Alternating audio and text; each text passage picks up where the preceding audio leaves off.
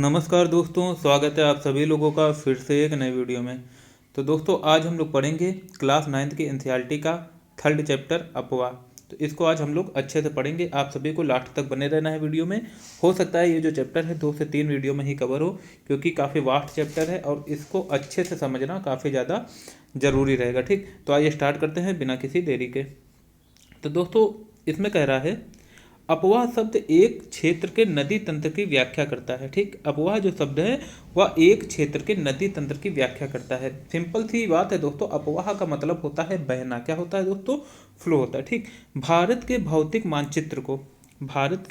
मानचित्र को देखिए, आप पाएंगे कि विभिन्न दिशाओं से छोटी छोटी धाराएं आकर एक साथ मिलती हैं तथा एक मुख्य नदी का निर्माण करती है।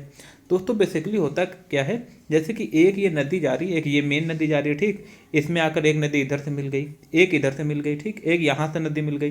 तो दोस्तों ये सब जितनी भी नदी है, ये मुख्य नदी की, जो ये मुख्य नदी है जो बीच में निकली है, ठीक, ये वाली, इसकी सहायक नदियाँ होती हैं, ट्रिब्यूटरीज होती हैं।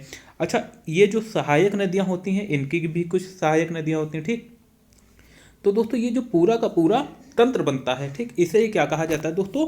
एक नदी का पूरा तंत्र, या इसे ही हम लोग कह देते हैं नदी का ड्रेनेज बेसिन। ठीक, मतलब कि अपवाह तंत्र। तो इसी को दोस्तों आज हम लोग अच्छे से पढ़ेंगे, जिसमें हम लोग हिमालयी नदियाँ पढ़ना है हम लोगों को, और दोस्तों प्रायद्वीपीय भारत की जो नदियाँ हैं उसे कवर करना है। तो इतना आपको अच्छे से समझ में आ गया होगा कि जो नदी तंत्र है, अपवाह तंत्र, वो किसे कहते हैं। अच्छा दोस्तों, ये जो तंत्र बना है ना, इसका प्रतिरूप भी अलग अलग होता है, जो कि हम लोग पढ़ेंगे भी। जैसे कि कुछ द्रुमाकृतिक होता है, मतलब कि पेड़ की शाखाओं की तरह लगता है। ठीक, कुछ दोस्तों समकोण में आके नदियाँ मिलती हैं एक दूसरे से, तो उसका अलग प्रतिरूप बनता है, जो कि इस चैप्टर में सब कवर करना है। अच्छा अब देखिए आगे क्या कह रहा है। आगे कह रहा है मुख्य नदी का निर्माण करती है, तो आपको पता चल गया। अंततः इनका निकास किसी बड़े जलाशय, ठीक, इनका जो निकास है वह किसी बड़े जलाशय जैसे झील या समुद्र या महासागर में होता है। जैसा कि आप लोग देखेंगे कि जितनी भी ये बड़ी बड़ी हिमालयी नदियां हैं, जैसे गंगा हो गया है ना, और दोस्तों बात की जाए, गंगा हो गई, ब्रह्मपुत्र नदी हो गई, इनका जो निकास है, ठीक, मतलब कि ये कहाँ पर जाके समाहित हो जाती हैं, मिल जाती हैं। तो दोस्तों ये सब मिलती हैं बे ऑफ बंगाल, या दोस्तों जिसे हम लोग कहते हैं बंगाल की खाड़ी। प्रायद्वीपीय भारत के भी जितनी भी मैक्सिमम नदियां हैं वो कहाँ पर दोस्तों गिरती हैं? बंगाल की खाड़ी में गिरती है। कुछ नदी जो कि मतलब कि उल्टी दिशा में चलती है, जैसे कि प्रायद्वीपीय भारत की नर्मदा और तापी जो 2 नदियां हैं, ये दोस्तों कहाँ गिरती हैं? अरब सागर में गिरती हैं। अच्छा, इनकी दिशा हम लोग उल्टी क्यों कह रहे हैं ना, क्योंकि हो सकता है कि इनकी दिशा सिंपल सी बात है पश्चिम में होनी चाहिए, इससे हम लोग उल्टा क्यों कह रहे हैं कि नदियाँ उल्टी क्यों बह रही हैं, तो ये भी हम लोग अच्छे से समझेंगे।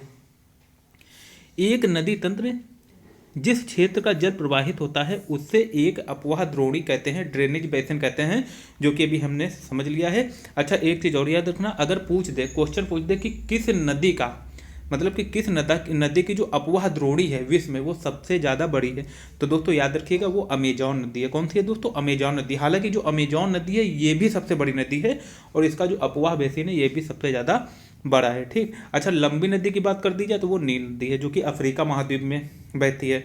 और दोस्तों ये जो नदी है अमेजॉन नदी, ये कहाँ बहती है? नॉर्थ अमेरिका या उत्तरी अमेरिका महाद्वीप में बहती है।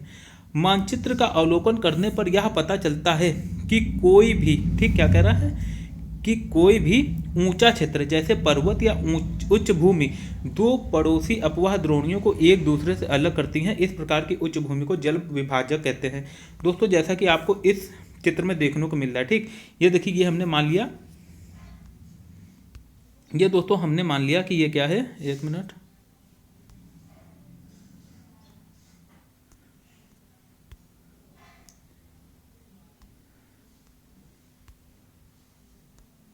ये दोस्तों जैसे कि ये हमने मान लिया ये सिंधु नदी तंत्र है और ये गंगा नदी तंत्र है। अच्छा, दो नदी तंत्र को कोई उच्च भूमि, जैसे मान लिया कोई पर्वत है या कोई भी ऐसी उच्च भूमि है जो इन दो नदी तंत्रों को अलग कर रही है ना, डिवाइड कर रही है, तो दोस्तों उसे क्या कहा जाता है? उसे दोस्तों कहा जाता है जल विभाजक। ठीक, क्या कहा जाता है दोस्तों? जल विभाजक। ठीक, याद रखना। अब आगे हम लोग चलते हैं। आगे दोस्तों कह रहा है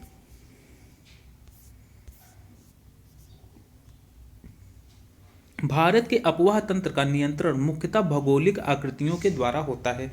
इस आधार पर भारतीय नदियों को 2 मुख्य भागों में विभाजित किया गया है, हिमालय की नदियां तथा प्रायद्वीप नदियां। ठीक, तो दोस्तों हमें क्या पढ़ना है, इस चैप्टर के अंतर्गत हमें हिमालय की नदियों के बारे में पढ़ना है और प्रायद्वीपीय भारत की नदियों के बारे में पढ़ना है। ठीक, तो देखिए अब आगे क्या कह रहा है। भारत के दो मुख्य भौगोलिक क्षेत्रों से उत्पन्न होने के कारण हिमालय तथा प्रायद्वीपीय नदियां एक दूसरे से भिन्न हैं। ठीक दोस्तों, क्यों भिन्न है दोस्तों, क्योंकि आप सभी को पता होना चाहिए जो हिमालय है वो क्या है दोस्तों, वो एक जुवा वलित पर्वत है। अच्छा, ये बना किससे दोस्तों, ये अवसादी चट्टानों से बना है, मतलब कि अवसाद से बना है। तो सिंपल सी बात है, इसकी चट्टानें मुलायम होंगी। और दूसरी बात दोस्तों, हिमालय से नदियाँ ऊंचाई से गिरती हैं तो इनमें वेग ज़्यादा होगा। एक तो नदियों में वेग ज़्यादा होगा, और सेकेंड थिंग दोस्तों क्या है कि हिमालय जो है ये मुलायम चट्टानों से बना हुआ है। तो जब ये मतलब कि अवसादों से बना हुआ है तो दोस्तों सिंपल सी बात है, इसमें इरोजन काफ़ी ज़्यादा होगा, मतलब कि अवसाद। तो जो हिमालय की जो नदियां हैं ये अपने साथ काफ़ी मात्रा में अवसाद बहा के लाएंगे, जबकि प्रायद्वीपीय जो भारत है ये काफ़ी कठोर चट्टानों से बना हुआ है। क्योंकि जो हमारा प्रायद्वीपीय भाग है या किसका भाग था दोस्तों, गोंडवाना लैंड का, जो कि काफ़ी ज़्यादा पुराना भाग है। तो इसमें जितना इरोजन होना था हो चुका है, और ये दोस्तों आग्नेय चट्टान से ज़्यादातर भाग बना हुआ है। तो सिंपल सी बात है दोस्तों, ये कठोर भाग है तो इसका इरोजन काफ़ी कम होगा। इसीलिए दोस्तों ये रीजन होता है कि जो हिमालयी नदियां हैं वो काफ़ी बड़ा डेल्टा बनाती हैं, जबकि जो प्रायद्वीपीय नदियां हैं वो छोटे छोटे डेल्टा बनाती हैं। ठीक, अब आगे कह रहा है हिमालय की अधिकतर नदियां 12 मासी नदियां होती, क्यों होती हैं दोस्तों, कि आप सभी को पता होगा कि जो हिमालय है वो काफ़ी ऊंचा है। अब ऊंचाई बढ़ने के साथ साथ दोस्तों होता क्या है, तापमान घटता है, और हिमालय इतना ज़्यादा ऊंचा है कि वहाँ पर जो तापमान है वो माइनस में चला जाता है। और माइनस में अगर तापमान जाता है तो सिंपल सी बात है वहाँ पर ग्लेशियर पाए जाएंगे, नदियाँ जमी रहेंगी। और गर्मी के मौसम में दोस्तों इन ग्लेशियर से, ठीक, ये जो जमी हुई नदियाँ हैं जिसे हम लोग हिमानी भी कहते हैं, इससे नदियों को काफ़ी ज़्यादा जल मिलता है। तो यही रीजन है दोस्तों, जो हिमालयी नदियाँ हैं इन्हें वर्षा पर निर्भर नहीं रहना पड़ता, बल्कि ये वर्ष भर इनमें पानी रहता है। ठीक, जबकि प्रायद्वीपीय भारत की जो कुछ नदियां हैं वो वर्षा पर निर्भर रहती हैं, और गर्मी के मौसम में या मतलब कि जब बारिश नहीं होती है तो दोस्तों ये सूख भी जाती हैं। ठीक, अब आगे कह रहा है क्योंकि इन्हें वर्षा के अतिरिक्त ऊंचे पर्वतों से पिघलने वाले हिम द्वारा भी जल प्राप्त होता है। हिमालय की दो मुख्य नदियां सिंधु तथा ब्रह्मपुत्र इस पर्वतीय श्रृंखला के उत्तरी भाग से निकलती हैं। ठीक, इस पर्वतीय श्रृंखला के उत्तरी भाग से निकलती है, जो कि अभी हम लोग आगे पढ़ेंगे। इन नदियों ने पर्वतों को काटकर गार्जों का निर्माण किया है। हिमालय की नदियां अपने उत्पत्ति के स्थान से लेकर समुद्र तक के लंबे रास्ते को तय करती हैं। ठीक, अच्छा देखिए दोस्तों, पहले ये हम लोग समझ लेते हैं। ये अपने मार्ग के ऊपरी भागों में तीव्र अपरदन क्रिया करती हैं तथा अपने साथ भारी मात्रा में सिल्ट एवं बालू का संवहन करती हैं, जो कि अभी हमने समझ लिया है। क्यों दोस्तों, एक तो ये ऊंचाई से गिरती हैं, और दूसरा जो हिमालय पर्वत है ये काफ़ी मुलायम चट्टानों से बना हुआ है।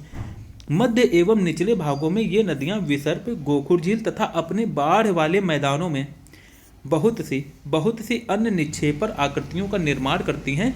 ये पूर्ण विकसित डेल्टाओं का भी निर्माण करती हैं। जैसा कि दोस्तों गंगा और ब्रह्मपुत्र नदी का जो डेल्टा है आपको पता होना चाहिए, है ना, काफ़ी बार आप लोगों ने पढ़ा भी होगा, जो क्लास 6 से फॉलो कर रहे हैं उन्हें भी पता होगा हमारे चैनल को, कि जो गंगा ब्रह्मपुत्र नदी का डेल्टा है ये भारत का ही नहीं बल्कि विश्व का सबसे बड़ा डेल्टा है। ठीक, क्यों दोस्तों, क्योंकि ये जो गंगा ब्रह्मपुत्र नदी है ये काफ़ी ज़्यादा अपने साथ अवसाद लाती हैं। ठीक, अवसाद लाती हैं और अपने मुहाने पर इन्हें इकट्ठा कर देती है। ठीक, इन्हें मतलब कि निक्षेपित कर देती हैं, जिससे कि विश्व का सबसे बड़ा डेल्टा सुंदरबन डेल्टा का निर्माण होता है, जिसका कुछ भाग इंडिया में है और जो बाकी भाग है वो कहाँ है दोस्तों, वो बांग्लादेश में। ठीक, अब आगे समझते हैं क्या कह रहा है।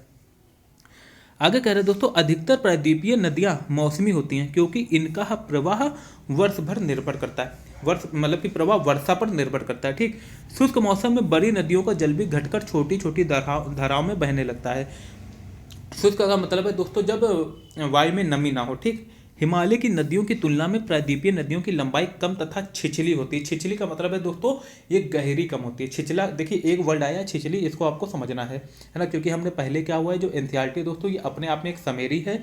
इसके हर एक वर्ड को जब आप डिकोड करके पढ़ेंगे, कुछ ऐसे वर्ड हैं, कुछ ऐसी लाइनें हैं, तभी आपको इसमें इंटरेस्ट बनेगा और अच्छे से समझ में आएगा।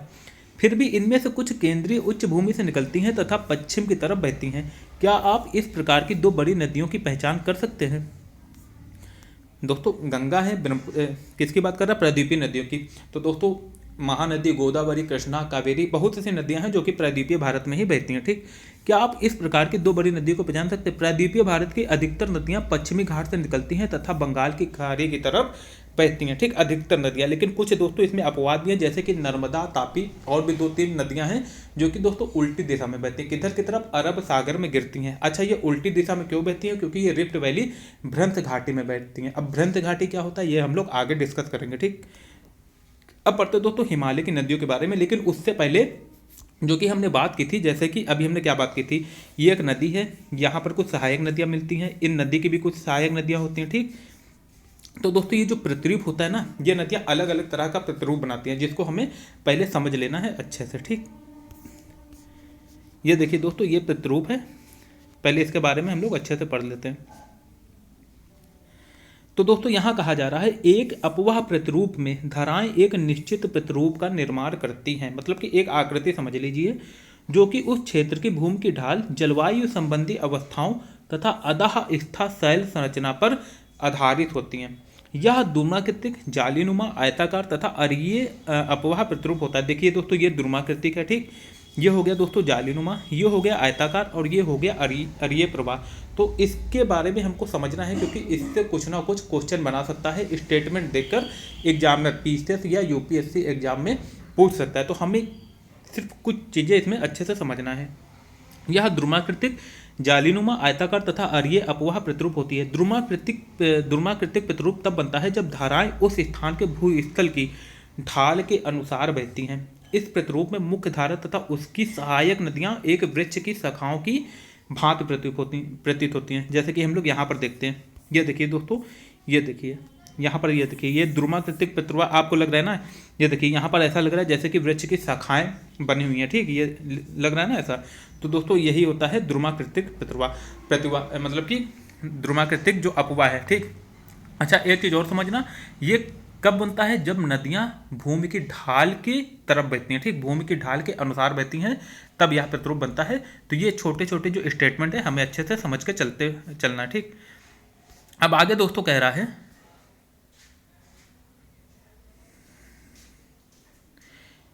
जब सहायक नदियां मुख्य नदी से समकोण पर मिलती हैं तब जालीनुमा प्रतिरूप का निर्माण होता है, ठीक। जालीनुमा प्रतिरूप वहाँ विकसित होता है जहाँ कठोर और मुलायम चट्टानें समानांतर पाई जाती हैं। तो देखिए दोस्तों, अब जालीनुमा प्रतिरूप में आपको 2 चीज़ें याद रखनी है। कौन सी चीज़ें याद रखनी है? एक तो ये याद रखना है कि इस प्रतिरूप में नदियाँ जो हैं वो समकोण पर मिलती हैं। कैसे मिलती हैं? सहायक नदियाँ जो हैं वो मुख्य नदी से समकोण पर मिलती है। तो एक तो ये स्टेटमेंट एग्जामिनर बना सकता है, ठीक। और जो सेकंड है दोस्तों, ये बन जाएगा, जालीनुमा प्रतिरूप वहाँ विकसित होता है जहाँ कठोर और मुलायम चट्टानें समानांतर पाई जाती हैं, जैसा कि आपको इस चित्र में देखने को मिल जाएगा, ठीक। यहाँ पर ये देखिए, ये जालीनुमा अपवाह है, ठीक, जालीनुमा प्रतिरूप है। अब यहाँ पर एक चीज़ अच्छे से देखिए, ये देखिए दोस्तों, ये कठोर चट्टान है। तो सिंपल सी बात है, कठोर चट्टान को नदी काट नहीं पाएगी, ठीक। तो ये दोस्तों मुलायम चट्टान से होकर बहेगी, ठीक, मुलायम चट्टान से। और कहीं मान लीजिए बीच में कुछ रिफ्ट वैली हो या भूमि का भाग नीचे हो, या दोस्तों मुलायम चट्टान बीच में हो, तो यहाँ पर नदी काट के समकोण पर मिल जाती है आके। तो एक चीज़ आपको समझ में आ गई, यहाँ पर नदी समकोण पर मिलती है। और दूसरी बात ये देखिए दोस्तों, ये एक दूसरे के समानांतर बहती है। देखिए, दिख रहा है ना, समानांतर जो है बहती हैं। तो दोस्तों ये 2 जो सेंटेंस है आपको अच्छे से याद रखना है। एक तो फिर से देख लीजिए, ये दोस्तों सेंटेंस बन सकता है, ठीक, याद रखना आप लोग। एक तो दोस्तों ये समकोण पर मिलती हैं, और दूसरा जो है दोस्तों कठोर तथा मुलायम जो चट्टानें हैं वो समानांतर पाई जाती है, ठीक। यहाँ पर ये देखिए, जो कि अभी हमने देखा है, ये देखिए, ये कठोर चट्टान है ना, और ये मुलायम चट्टान है। ये देखिए एक दूसरे के समानांतर है कि नहीं? अच्छा, समानांतर आप लोग समझ लीजिए, समानांतर का मतलब है जो कि अनंत पर मिले जाके। ये देखिए, एक मिनट, जैसे ये 2 रेखाएं हैं ना, ये आगे चल के मिले ना आपस में, ठीक, या अनंत पर मिले जाके। तो दोस्तों इसे हम लोग क्या कहते हैं? समानांतर कहते हैं, एक दूसरे के समानांतर है। अब आगे देखिए क्या कह रहा है, आगे दोस्तों कह रहा है, आयताकार अपवाह प्रतिरूप।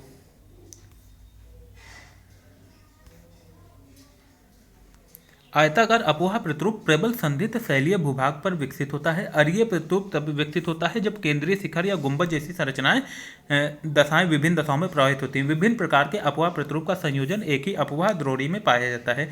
तो इसको हम लोग पहले अच्छे से समझते हैं। देखिए, देखिए आयताकार अपुआ है जो, ये प्रबल मतलब कि ऐसी चट्टान पे बनता है जो काफ़ी ज़्यादा कठोर होता है ना। तो यहाँ पर जहाँ पर नदी को जगह मिलती है वहीं पर बहती है, ये चट्टान को काट नहीं पाती है। तो यहाँ की जो प्रतिरूप होता है दोस्तों कैसा बनता है, आयताकार प्रतिरूप बनता है। इतना आप लोग अच्छे से याद रखना। अब अरीय प्रवाह इसको समझ लेते हैं। अरीय प्रवाह में क्या होता है दोस्तों, नदी जो है वो एक दूसरे से किसी शिखर से विपरीत विपरीत दिशा में बहती हैं, जैसे कि यहाँ पर ये देख लीजिए। ठीक, अच्छा इसका जो सबसे बेस्ट एग्जाम्पल वो क्या है दोस्तों, जो अमरकंटक की पहाड़ी से नदियाँ निकलती हैं ना, वो ऐसे ही निकलती हैं। ये देखिए एक धारा इधर जा रही है, एक इधर जा रही है। तो आई थिंक दोस्तों ये जो अपोहा प्रतिरूप है आपको अच्छे से समझ में आ चुका होगा।